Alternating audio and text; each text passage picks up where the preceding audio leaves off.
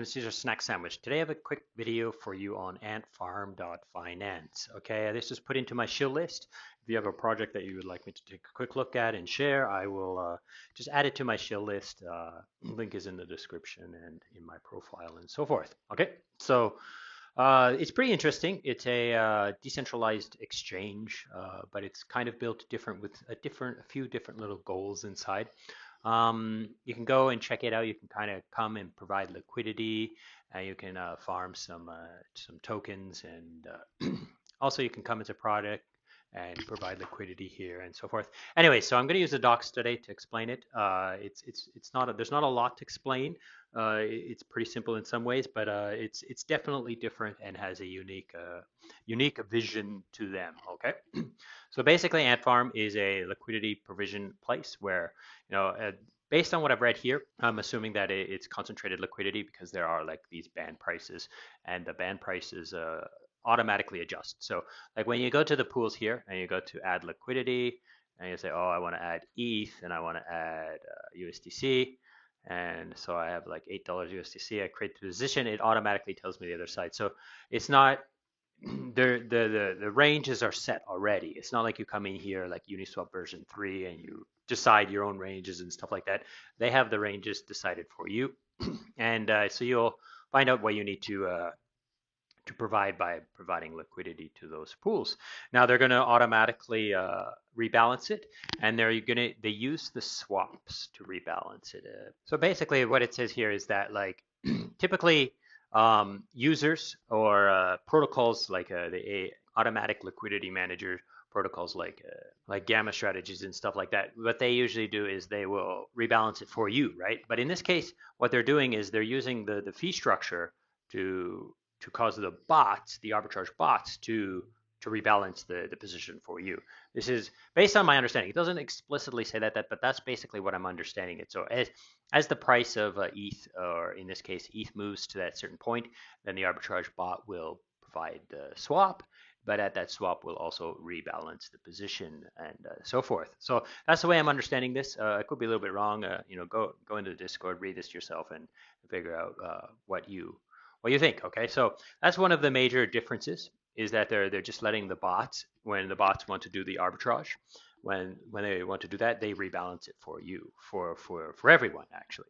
The second thing that's very different here is they use insanely high swap fees. Okay, so the swap fees are minimum 1% and go all the way up to 100%.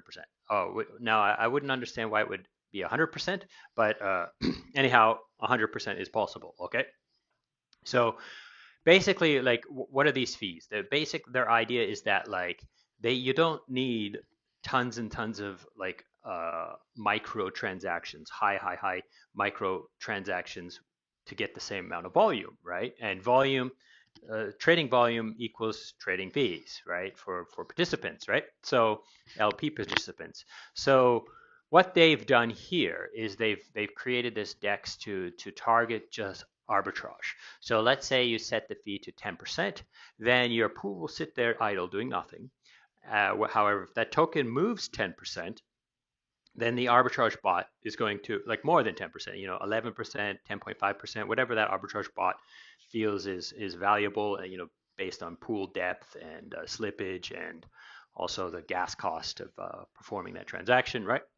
So when the token price moves more than 10%, then the arbitrage bot will come and make that swap and extract that market value difference, because over there it's being traded like crazy and following the price closely, but here the price is sitting waiting. It doesn't change until there's a change in price somewhere else greater than this fee. And then when that swap comes, when that arbitrage bot comes and does that swap, then it's going to get rebalanced, as well as that huge trading fee is collected by the protocol. So that's the major difference between this protocol and other DEXs and stuff like that. Other DEXs try to keep the fees as low as possible to attract as much trading volume as possible, but here their idea is that it's better to just one big trade as opposed to many little trades. Okay. Now the second thing The next thing that they're doing is that they're taking those fees. Let me see where it is. So they're taking those fees and they're using those fees to buy this ATF token. Now, this it's a little bit strange. It's Ant Farm token, but they called it ATF. I'm not exactly sure why. This is kind of every time I'm reading this is kind of bothering me. It should be AFT, but maybe there's some reason why they decided to call it ATF for Ant Farm token. So the Ant Farm token. So they basically they take all of the fees from all of the pools and they use all those fees and they buy the ATF token. So they buy that token, and then they issued that token as rewards to the liquidity providers.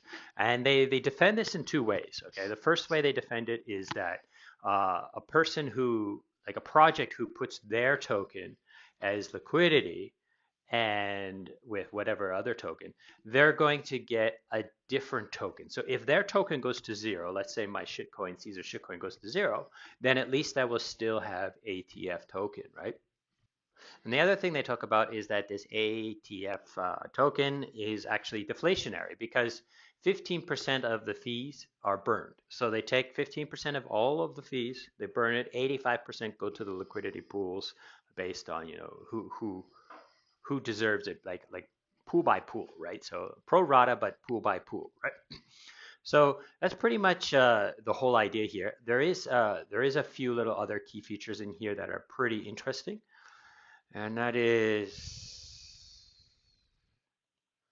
the the NFTs. They issue an NFT, so you can see which position you're in, right? You can see what is your base token, what is your quote token, and then also there's some other features inside here, like you can delegate your dividends so that ATF token that is to be paid or to be claimed can be claimed by a different address.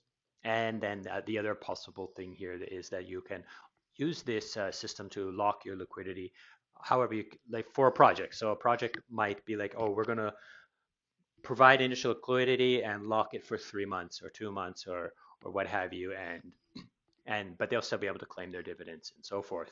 Okay, so that pretty much covers it.